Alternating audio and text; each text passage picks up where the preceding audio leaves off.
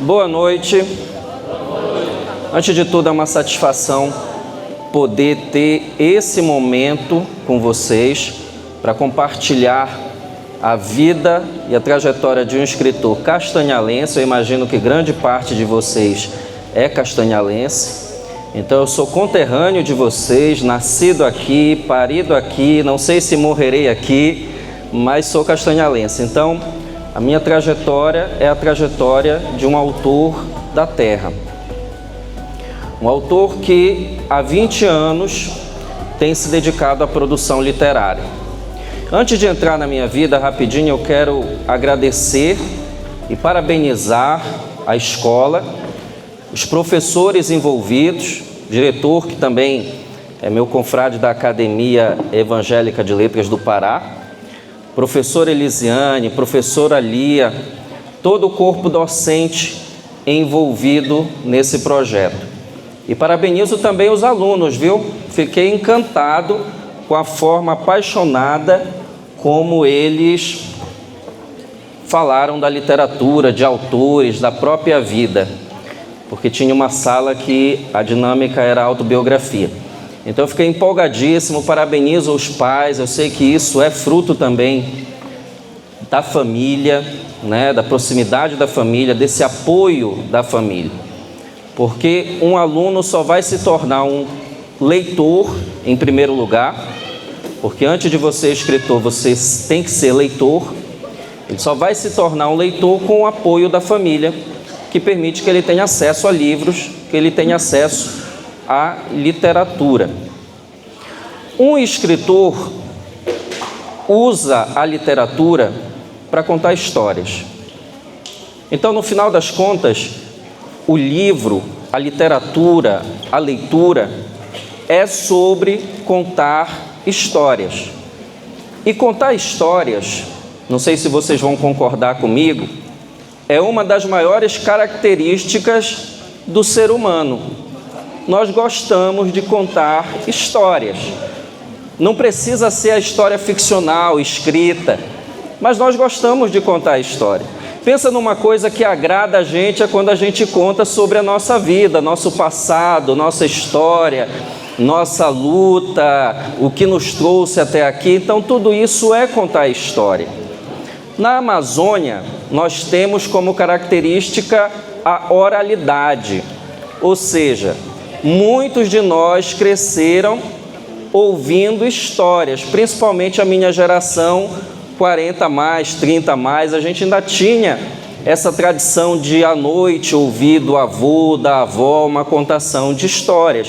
Eu só dormia depois que a minha avó me contava uma história. Então, as minhas noites sempre começavam com "era uma vez".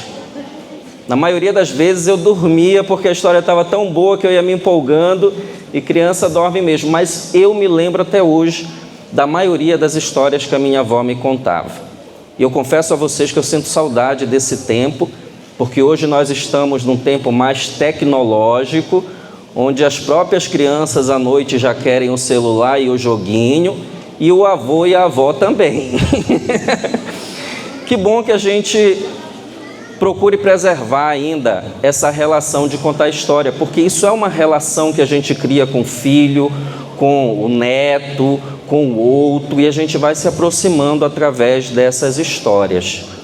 O que é que o escritor faz de diferente com relação a esse contar de história, já que todos nós contamos história? Ele transforma essa história em palavra escrita. Ele usa a ferramenta da palavra para transformar essas histórias em livro, em algo material. Eu estou com um dos meus livros aqui em mãos. Depois que encerrar, vocês, quem quiser vir à frente olhar melhor, mas eu estou com um dos meus livros aqui. Então, o que me diferencia quanto contador de história de vocês, ou de alguns de vocês, é que quanto profissional, eu tenho como responsabilidade transformar essas histórias em algo impresso, em livro, em literatura. E para fazer isso, crianças, agora é com vocês. Para fazer isso, eu utilizo um poder secreto. Eu tenho uma arma secreta. Assim como o Thor tem o machado, o Capitão América tem o escudo, o escritor também tem uma arma que é o seu poder e que ele utiliza toda vez que ele está escrevendo uma história. Vocês querem saber qual é essa arma poderosíssima de um escritor? Querem? Mas só depois que vocês verem um vídeo rapidinho da minha trajetória.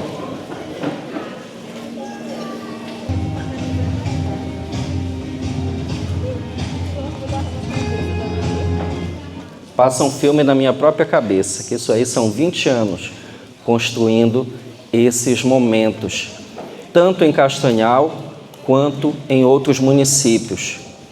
Então hoje, quanto escritor, eu consigo usar, crianças, uma arma mais poderosa do que aquele bendito escudo do Capitão América que joga para um lado e vem para o outro, desafiando as leis da física. Eu uso a arma da palavra, da escrita. E a palavra me dá o poder de criar mundos também. A palavra me dá o poder de criar personagens. A palavra me dá o poder de criar aventuras. A palavra me dá o poder de compreender o mundo através dessa própria palavra no ato em que eu estou escrevendo. E eu vou dizer para vocês, quando eu estou escrevendo, não tem para Homem-Aranha, não tem para Thor, não tem para todos os Vingadores juntos, porque aquele é o momento que eu estou usando essa arma especial que é a palavra. Agora, a palavra, é interessante a gente se perguntar o seguinte: para que vai servir a literatura na minha vida? Será que é só diversão? Será que é só entretenimento?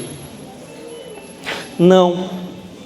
Quando eu sou um leitor, eu desenvolvo algumas competências que são muito importantes na minha vida. Os papais devem saber que ter um filho leitor, ele terá essas competências. E as crianças precisam ver essas competências como uma oportunidade de também ter essa força mágica. Uma pessoa que lê desenvolve a competência da comunicação. Eu falo bem, eu falo melhor, eu sei me expressar, porque eu conheço palavras. E essas palavras me ajudam a expressar o que eu estou pensando. Quando eu tenho um acervo de palavras, fica mais fácil, porque se eu esquecer uma, eu tenho outras para lembrar. Por exemplo, quando eu falo de caminho, trilha, rota, estrada, destino, 5 palavras. Se eu esquecer uma, eu ainda tenho 4 guardada. E vocês estão falando com uma pessoa que era extremamente tímida quando era criança, adolescente e jovem. Mas ao ser um leitor, eu comecei também a aprender a me comunicar. Olha como a leitura é importante na nossa vida. Você quer ver outro poder mágico da leitura na nossa vida? A leitura nos ajuda a lidar com a ansiedade. Nós estamos vivendo tempos em que a ansiedade hoje, além de ser um mal que tem que ter o seu tratamento junto a médicos, especialistas, a própria ansiedade está penetrando em nós como algo do dia a dia. E nós não paramos para pensar nisso. Mas vocês já perceberam que hoje a cultura do mundo digital é o vídeo curto, é o vídeo do TikTok? O vídeo curto cria uma ansiedade na gente. Eu adoro assistir, mas quando você assiste muito, você começa a não ter mais paciência com nada que é longo. Você já quer ter o poder de passar o dedo para o próximo vídeo quando algo não te agrada.